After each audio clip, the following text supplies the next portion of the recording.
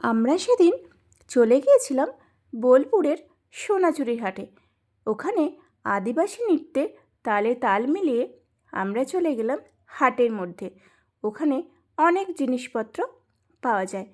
তো দেখো, দেখতেই পাচ্ছ কতটা ভিড় ওখানে রয়েছে। তো আমরা ঢুকতে ঢুকতেই দেখলাম অনেক দোকান। তো ওখানে ব্যাগগুলো দেখছিলাম, ব্যাগগুলো খুব ভালো লাগছিল, সব জিনিসই ওখানকার খুব ভালো।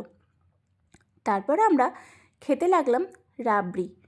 এখানে নাকি রাবড়িটা খুবই বিখ্যাত।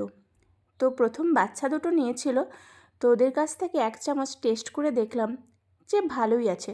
তারপর আমরা বড়রাও একটা করে নিয়ে নিলাম। তো তারপর রাবড়ি খাওয়ার পর আবারও ভিতর দিকে গেলাম। ভিতর দিকে অনেক অনেক দোকান ছিল, সব ধরনের ঘর সাজানো জিনিস, কুর্তি, ব্যাগ, শাড়ি, জামা কাপড়, অনেক কিছু যা যা নেবে সবই পাওয়া যাবে। তো আমি একটা ব্যাগ দেখছিলাম, শিউলি আগে একটা ব্যাগ নিয়েছিল, ওরটা দেখে পছন্দ হয়েছিল। তারপর ভাবলাম আমিও একটা নিয়ে নিই। এই দেখো, এই ব্ল্যাক কালারের যে ব্যাগটা আছে এটাই আমি নিলাম। এই রকমই শিউলি একটা নিয়েছে। তো ব্যাগটা নেওয়ার পর আবারও গেলাম ভিতর দিকে, অনেক অনেক দোকান ছিল। তো আর কি কি নেওয়া যায়, কি কি কেনা যায় সেটাই ভাবছিলাম, আর দেখছিলাম যে পছন্দ হলেই আমরা নিয়ে নেব। তো ইন্ট্রোটা তো দেওয়াই হয়নি। হ্যালো ফ্যামিলি, গুড মর্নিং, সবাই কেমন আছো? আশা করি তোমরা সবাই ভালো আছো। তো আমিও ভালো আছি। তো দেখতে দেখতে যাচ্ছিলাম, তারপরে দেখা শেষ হয়ে যাওয়ার পর আবারও ফিরে আসছিলাম দোকানগুলো দেখতে দেখতে। দেখো কত সুন্দর সুন্দর জিনিস, সব দেখে মনে হচ্ছে সব কিছুই কিনে নিই। তারপর চলে গেলাম বাগানের দিকে। এত সুন্দর সুন্দর গাছপালা, ফুল। তো এখানে এক দোলনায় আমি দোল খেয়ে নিলাম। তারপর অনেকটা বিকাল হয়ে গিয়েছিল, তো আমরা বাড়ি যাওয়ার উদ্দেশ্যে রওনা দিলাম। তারপর রাস্তায় যেতে যেতে সববার খুব খিদে পেয়েছিল, তাই আমরা ঝালমুড়ি খুঁজছিলাম। তো কোথায় পাওয়া যায় ঝালমুড়ি? তো এখানে একটা ভাইরাল কাকুর সাথে দেখা হলো। তো উনি নাকি কোন সময় ভাইরাল হয়েছিলেন। তো ওনার কাছে আচার ছাড়া কিছুই পাওয়া যায় না। তো সন্ধে হয়ে গেছে, আচার খাওয়াটা তো ঠিক হবে না, তাই জন্য আমরা ওখান থেকে বেরিয়ে গেলাম।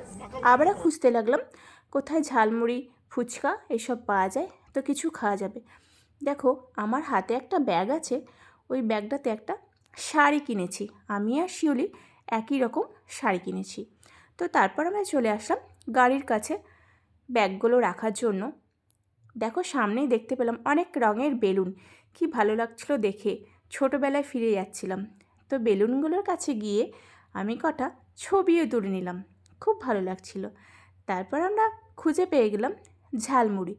তো ঝালমুড়িটা এই দাদাটা খুব ভালো বানিয়েছিল, সবার জন্য 1 প্যাকেট করে নিয়েছিলাম। তো তারপর ঝালমুড়ি খাওয়ার পর আমরা বেরিয়ে পড়লাম রাস্তায়।